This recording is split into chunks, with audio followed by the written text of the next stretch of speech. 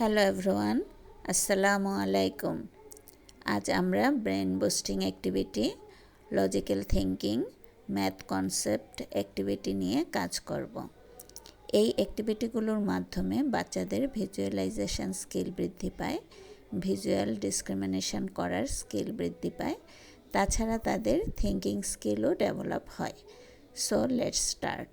এই অ্যাক্টিভিটিতে একটা শিটে 3 কালারের 3টি হাতের ছবি দেয়া আছে। অন্য একটি শিটে এই 3টি কালারের কাগজ পেস্ট করা হয়েছে। এখানে ইনায়া এক কালারের হাতের ছবির উপরে হাত রাখবে এবং অন্য হাত দিয়ে শিটে একই কালার দেখাবে।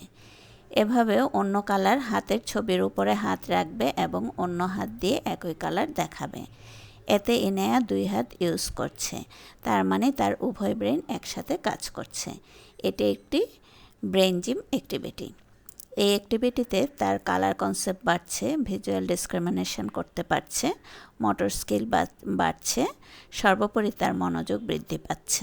এই অ্যাক্টিভিটিতে বডি পার্টসের ফেসের বিভিন্ন পার্টস ছবি দেখে মিলিয়ে রাখবে।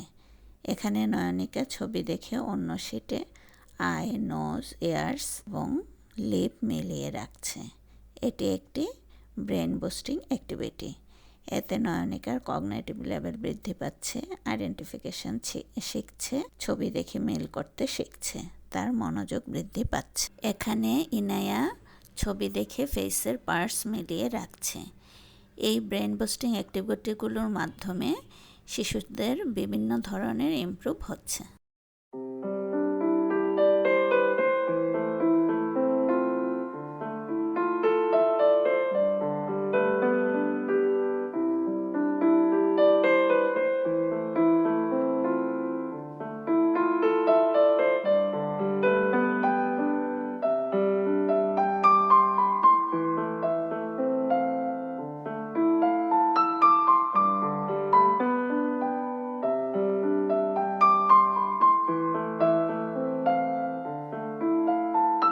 এই অ্যাক্টিভিটি হলো প্রি রাইটিং স্কিলের একটি অংশ।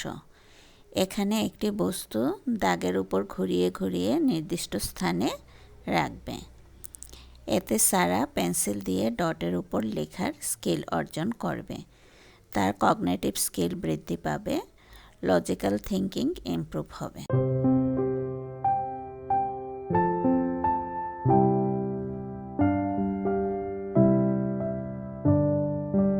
এই অ্যাক্টিভিটিতে আয়ান নাম্বারগুলো মিল করে রাখবে।